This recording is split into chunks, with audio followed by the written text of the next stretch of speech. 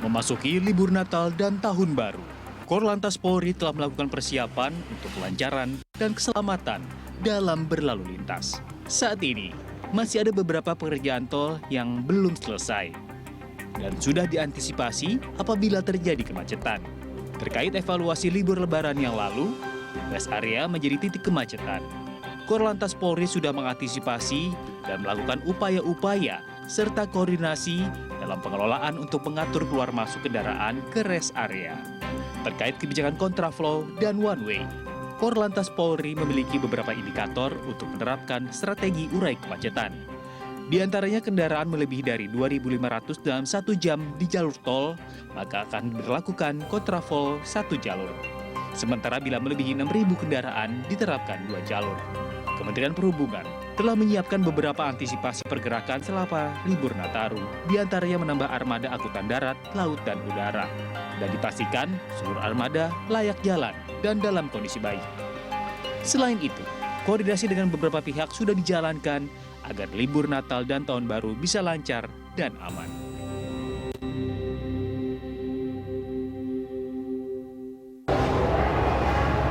Pemirsa, NTMC Polri memprediksi bahwa puncak arus kendaraan libur Natal 2022 dan juga libur Tahun Baru 2023 akan terjadi pada Jumat hari ini.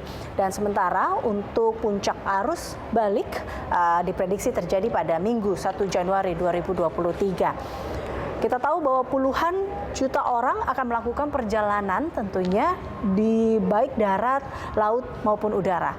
Lantas bagaimana mempersiapkan agar gelombang arus libur baik Natal dan Tahun Baru 2022 dan 2023 ini berjalan baik? Kita akan membahasnya bersama dengan narasumber yang telah hadir bersama kami di studio. Sudah hadir Korlantas Irjen Pol Firman Santiabudi. Terima kasih Pak Firman telah bergabung bersama kami. Selamat sore, Mbak. Dan juga melalui sambungan telekonferensi sudah bergabung juru bicara Kemenhub, ada Ibu Adita Irawati. Terima kasih Bu Adita telah bergabung bersama kami. Saya langsung ke Pak Firman. Pak Firman, ini kalau kita lihat datanya dari kita tahu saat ini dikatakan puluhan juta orang akan melakukan 44 dari Litbang Menhub. Nah, itu nanti kita coba tanya sama Bu Adita seperti itu. Tapi kalau dari kesiapan sendiri, kan tadi pagi saja Pak Firman baru saja melepas Pak Matwil ya untuk mengkomplitkan ibaratnya seperti itu. Tapi boleh dijelaskan Pak, berapa banyak personel yang memang disiapkan dalam hal menyempurnakan keamanan di libur Natal dan Tahun Baru ini? Ya, terima kasih. Pertama yang perlu saya informasikan, tahun ini saya kebetulan dipercayakan untuk melaksanakan selaku Kaops. Jadi nanti tidak hanya bicara lalu lintas sebetulnya. Tapi terima kasih bahwa langkah antisipasi Natal ini sudah kita komunikasikan sejak pasca Lebaran. Karena dari situlah kita bisa mengevaluasi pergerakan yang hampir rata-rata polanya sama, yaitu sekitar Jabodetabek menuju arah timur maupun ke arah penyeberangan di Merak. Ini kita lakukan rapat-rapat, kemudian evaluasi-evaluasi untuk penyempurnaan-penyempurnaan sambil menunggu rekan-rekan kita yang menyempurnakan pekerjaan-pekerjaan jalan. Tahun ini kami menerima informasi juga untuk fisik jalan non-tol itu ada 6 lokasi yang harus kita antisipasi di Pantura. Kita berharap nanti di sana masyarakat juga terinformasikan dengan baik karena memang harus tetap sabar, harus hati-hati karena sebagian badan jalan masih digunakan untuk di dalam rangka perbaikan. Nanti cara bertindaknya kita akan memaksimalkan jalan itu dan kita tidak berharap pada saat umpama terjadi tol ini tinggi itu harus kita buang ke tol. Nah, ini akan menambah jumlah kapasitas kendaraan yang ada di jalan tol itu sendiri. Oleh karena itu, kami sudah mendistribusikan penggelaran personel dari seluruh jajaran Polda-Polda, termasuk backup dari satuan kita di tingkat Mabes Polri, dari satuan-satuan lalu lintas, Sabara, dan kita punya 7 satgas di sana, Mbak.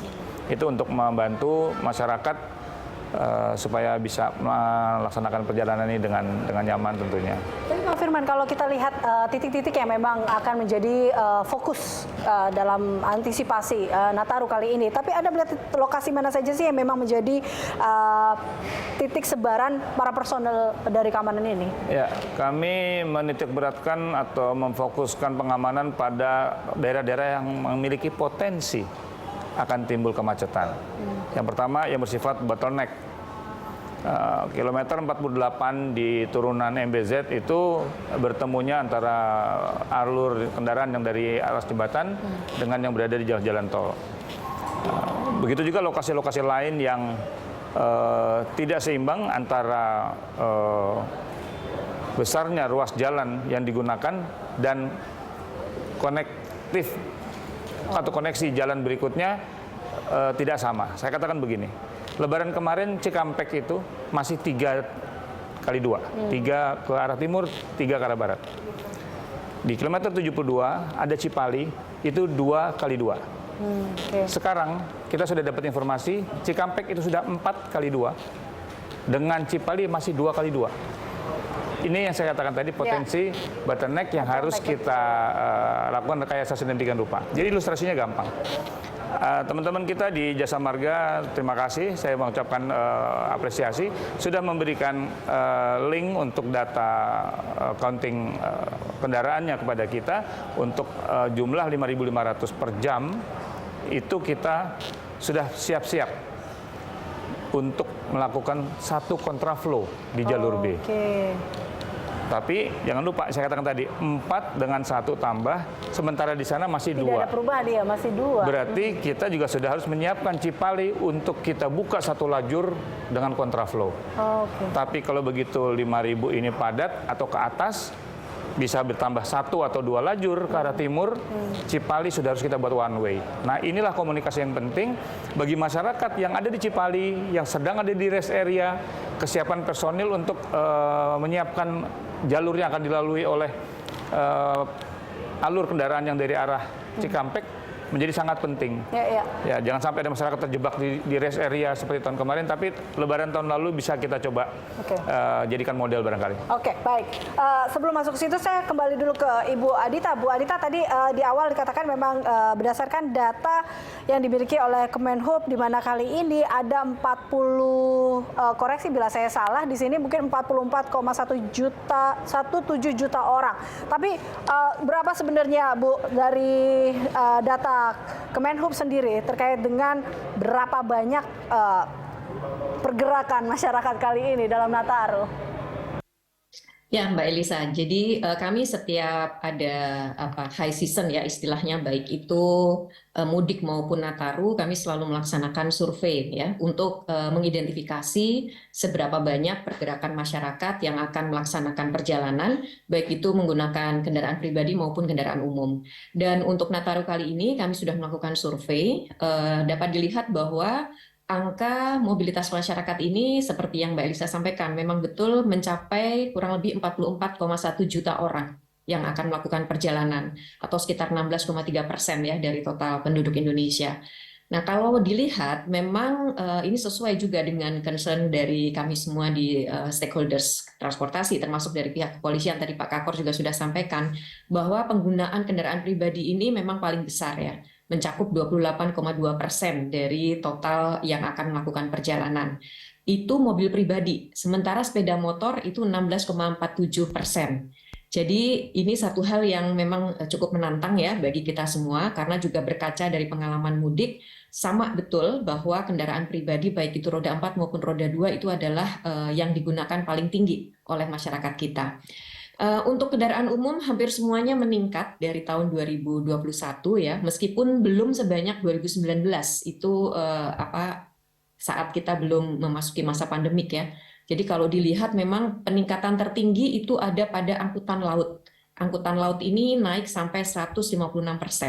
Maaf, yang tertinggi justru kereta api ya, itu sampai 200% peningkatannya dibandingkan tahun lalu. Lalu ke angkutan laut 156%, baru kemudian angkutan udara dan angkutan yang lain.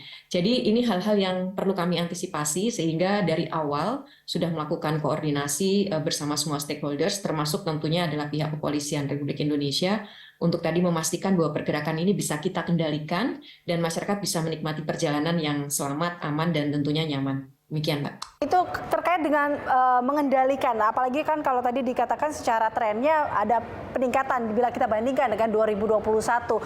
Bagaimana dari Kemenhub sendiri artinya mengamankan, menyiapkan atau mengantisipasi terkait dengan hal ini, Bu Adita? Ya, sekali lagi memang sudah sejak beberapa bulan yang lalu kami melaksanakan selain survei juga secara paralel melakukan koordinasi ya. Karena ini semua harus dilaksanakan secara kolaboratif bersama lintas sektoral. Baik itu dengan kementerian maupun lembaga terkait dan yang utamanya juga tentunya operator. Operator ini ada yang BUMN, ada yang pihak swasta.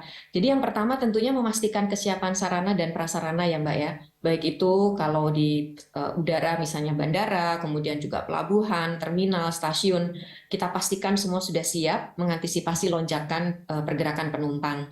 Lalu juga kesiapan dari sarananya sendiri seperti jalan tol, bahkan dari PUPR juga sudah mengejar penyelesaian dari beberapa tol ya agar bisa digunakan dalam Nataru ini. Kemudian juga tentunya sarananya sendiri seperti kalau di udara tentu armadanya juga harus cukup menangkap demand yang tentunya akan meningkat sangat tajam. Juga seperti kereta api kita tambah gerbong, kemudian juga kapal laut kita tambah juga lalu lintasnya. Jadi kesiapan sarana prasarana dan transportasi ini adalah yang paling utama. Dan tidak kalah penting sebenarnya adalah awaknya sendiri ya, awak dari transportasi ini kita pastikan bahwa mereka siap untuk bisa melaksanakan tugasnya. Dan sekali lagi karena yang akan difasilitasi ini adalah masyarakat Indonesia yang sedemikian besar, kita juga harus memastikan mereka siap dan juga tentunya dalam kesehatan yang bisa membawa transportasi ini dengan aman dan selamat ya. Jadi sekali lagi sosialisasi kepada awaknya. Lalu ramcak Mbak kita lakukan juga atau inspeksi. Tadi pagi Pak Menteri bersama jajaran dari kepolisian, juga dari Kementerian PUPR maupun dari BMKG, dari Jasa Marga itu juga turun langsung ke jalan, ke Cipali, kemudian ke ruas tol yang lain, dan juga kemudian ke Bandara Soekarno-Hatta untuk memastikan tadi kelaikan sarana dan prasarananya. Dan yang tidak kalah penting tadi, koordinasi juga tentunya dengan pihak kepolisian untuk menetapkan seperti apa rekayasa lalu lintas yang akan dilaksanakan ya. Meskipun ini semua tentu kondisinya akan sangat disesuaikan dengan situasi yang ada di lapangan, tetapi sekali lagi skenario-skenario itu memang harus sudah dipikirkan dan ditetapkan sejak awal. Dan yang tidak kalah penting sosialisasi, Mbak. Ini ya, masyarakat Bu Adita, sebelum kita masuk ke sosialisasi, mungkin saya mau kembali dulu ke Pak Firman karena tadi Anda katakan bahwa memang ada sebuah kolaborasi di sini. Ini mungkin menjadi bahan evaluasi kita juga, Pak, dalam libur-libur sebelumnya, mungkin dari Lebaran bahkan Nataru sebelumnya. Ada kolaborasi yang memang dilakukan khusus atau menjadi hasil evaluasi sebelum-sebelumnya nggak sih, Pak? Ada, Mbak. Jadi sebelum Lebaran itu kita sudah ada pembicaraan, karena saya juga masuk ke Korlantas kan juga baru 1 tahun yang lalu, tapi alhamdulillah semua rekan-rekan stakeholders melakukan hal yang sama, sehingga efektif semua persiapan-persiapan yang kita kerjakan menjelang Lebaran yang lalu bisa dikatakan menggembirakan karena kita berada pada frame yang sama melihat masalah ini, termasuk pelibatan masyarakat yang saya katakan itu tadi, karena tadi yang aktornya sebenarnya masyarakat ini. Kita menyiapkan fasilitas, kita menyiapkan di jalan, tapi yang punya kendali atas kendaraan. Oke. Kapan dia mau berhenti, kapan dia mau jalan, itu sebenarnya masyarakat. Nah kalau ini ketemu sosialisasinya, dan jujur saja media membantu sangat luar biasa menginformasikan tentang perkembangan-perkembangan arus kendaraan sehingga masyarakat bisa memilih. Nah, menentukan. ini dia Pak Firman, kan malam ini adalah puncaknya. Artinya Ya, berdasarkan perhitungan ya. Berdasarkan perhitungan seperti itu, malam ini dan besok ya Pak Firman. Besok ya. perkiraan untuk Lalu Natal. kemudian bagaimana ini bisa informasi yang bisa didapatkan oleh masyarakat tentunya terkait dengan sosialisasi jalan-jalan mana sajakah yang memang akan menjadi titik-titik yang patut diantisipasi. Tapi kita akan membahasnya nanti Pak Firman dan juga Ibu Adita. Kami akan kembali pemirsa, tetaplah bersama kami dalam Berita Satu Sore.